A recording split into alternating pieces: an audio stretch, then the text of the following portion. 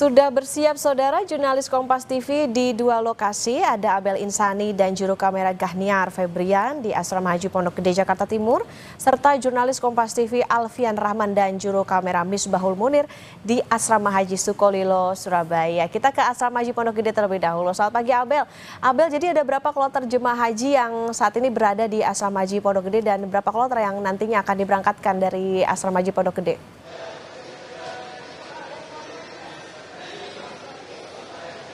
Ya, baik, selamat pagi Putri dan juga saudara. Ada 3 kloter hari ini yang akan berangkat menuju ke Tanah Suci dari Pondok Gede atau Asrama Haji Pondok Gede, di mana ada kloter 9, 10, dan juga 11. Nah, baru saja datang dari kloter 11, yakni dari area Banten menuju ke Asrama Haji Pondok Gede, di mana sebentar lagi kalau saya bisa melihat ini memang persiapan dari jamaah haji kloter 9 ini memang sudah mulai menaiki bus dan nantinya akan langsung dibawa atau didorong ke Bandara Internasional Soekarno-Hatta untuk bisa melakukan penerbangan melalui Bandara Internasional Soekarno-Hatta, khususnya di Terminal 2 khusus untuk jalur haji dan juga umroh.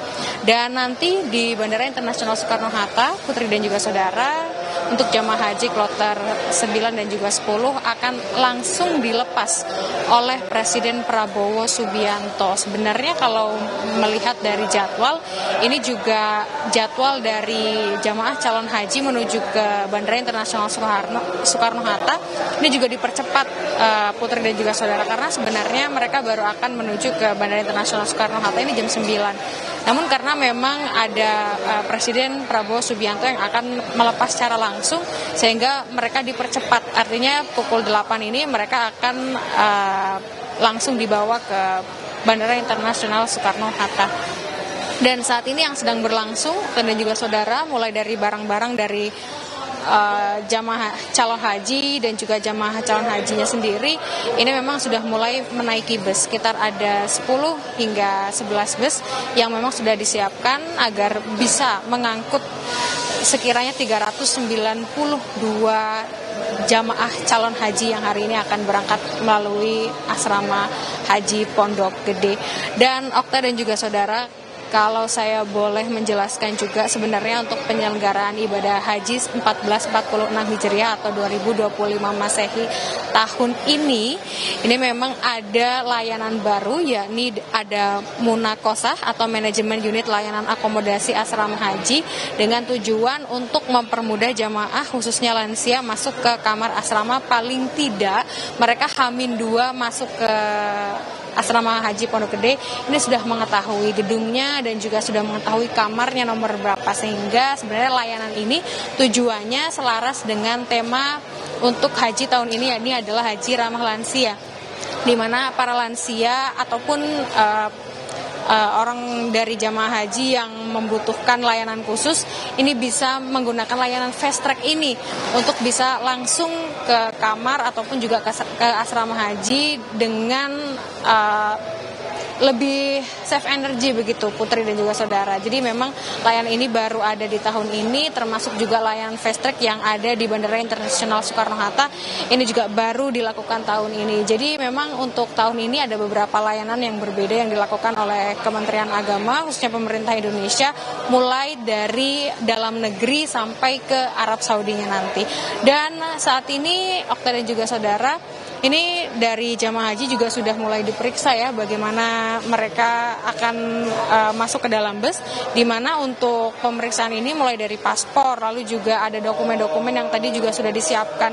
Karena mereka datang ke asrama haji pun ada beberapa screening yang juga harus dilakukan kembali seperti kesehatan. Jadi mereka akan dilakukan tes kesehatan ataupun dokumen kesehatan yang menunjukkan bahwa mereka layak untuk melakukan penerbangan di hari ini. Lalu setelah itu mereka akan diberikan uang living cost sebesar 750 rial, di mana tujuannya adalah ini bisa untuk bekal bagi para jamaah haji untuk bisa membeli barang-barang pribadi atau peralatan pribadi pada saat melakukan ibadah haji, baik di Madinah ataupun juga di Mekah. Jadi kita akan lihat Okta dan juga saudara, untuk persiapan dan juga perjalanan dari kloter 9 dan juga kloter 10 yang sebentar lagi akan menuju Bandara Internasional Soekarno-Hatta. Kembali ke Anda. Ada 3 kloter hari ini 9, 10, 11 dan nanti akan secara bertahap diberangkatkan melalui Bandara Internasional Soekarno-Hatta, dan tadi yang menarik adalah nantinya akan ada sesi di mana akan dilepas langsung oleh Presiden Prabowo Subianto. Dari Asrama Haji Pondok Gede Jakarta kita ke Asrama Haji Sukolilo di Surabaya, Jawa Timur. Ada Alfian Rahman dan juru kamera Misbahul Munir. Selamat pagi Alfian, ada berapa kloter jemaah haji yang akan berangkat menuju Tanah Suci dan apakah seluruh jemaah haji telah dinyatakan siap untuk berangkat? Iya, selamat pagi Okta dan juga saudara. Agak sedikit berbeda dengan di Asrama Haji Pondok Gede. Begitu kalau di Asrama Haji Sukolilo Surabaya sendiri di hari ini tanggal 4 Mei 2025 hanya ada 1 kloter, yaitu kloter 11 asal Kabupaten Sidoarjo yang baru saja tiba di Asrama Haji Sukolilo. Ini akan nanti mendapatkan proses bimbingan akhir dan sebelum akhirnya nanti akan diberangkatkan ke Tanah Suci menuju Madinah sekitar mulai pukul 1 dini hari waktu Indonesia bagian Barat. Namun jika kita berkaca atau kita meneliti data lebih lanjut begitu, dari kloter 1 hingga kloter 10 sudah terdapat lebih dari 3.000 jemaah calon haji yang diberangkatkan embarkasi Surabaya begitu.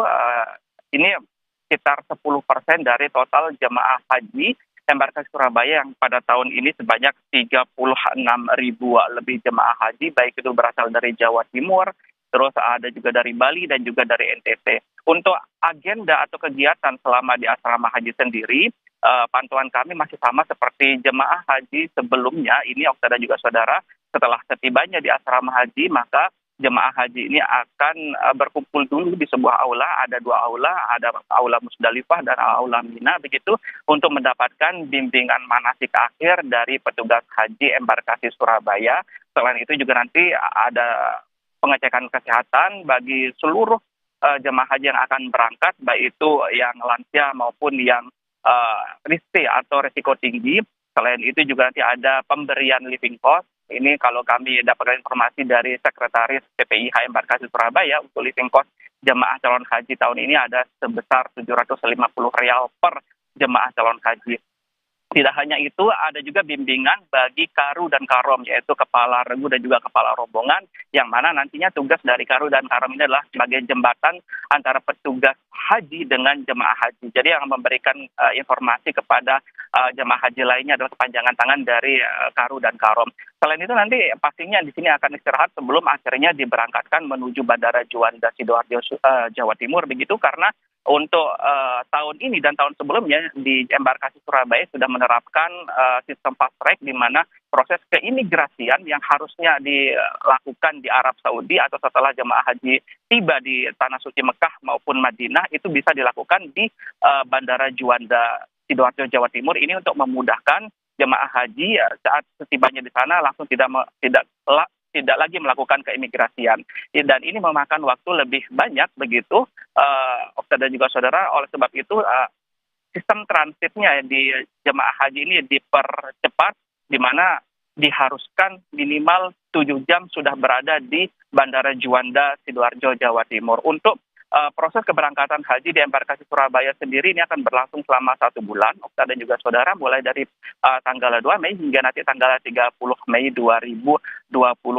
Dan selain bimbingan terkait manasik haji akhir, ini juga petugas embarkasi Surabaya juga mengimbau pada jemaah calon haji yang akan tiba di asrama haji untuk dapat lebih memilah dan memilih barang-barang yang akan dibawa atau dimasukkan dalam koper, di mana ada aturan yang harus ditaati seperti tidak boleh membawa rokok lebih dari 2 slop. Selain itu juga untuk power bank atau pengisi daya HP portable begitu, ini yang lebih dari 20.000 mAh tidak boleh dimasukkan ke koper yang akan dimasukkan ke bagasi, namun harus dibawa dalam koper kecil atau tas jinjing yang dimasukkan ke dalam kabin pesawat. Selain itu juga ada alat tajam begitu seperti gunting, potongan kuku, itu harus dikemas dengan baik dan dimasukkan ke dalam bagasi. Ini untuk mempermudah proses pengecekan baik itu di asrama haji maupun nanti setelah di bandara. Oka. Oke, baik. Ini tentu yang harus diperhatikan bahwa untuk calon haji yang akan tiba di asrama haji ini harus memperhatikan bagaimana barang bawaan untuk menghindari hal-hal yang tidak diinginkan. Tentunya harus mengikuti aturan. Terima kasih jurnalis Kompas TV Alfian Rahman dan juru kamera Misbah Munir dari Surabaya, Jawa Timur. Sebelumnya ada Abel Insani dan juru kamera Ganiar Febrian dari Asrama Haji Pondok Gede Jakarta Timur. Selamat bertugas kembali rekan-rekan.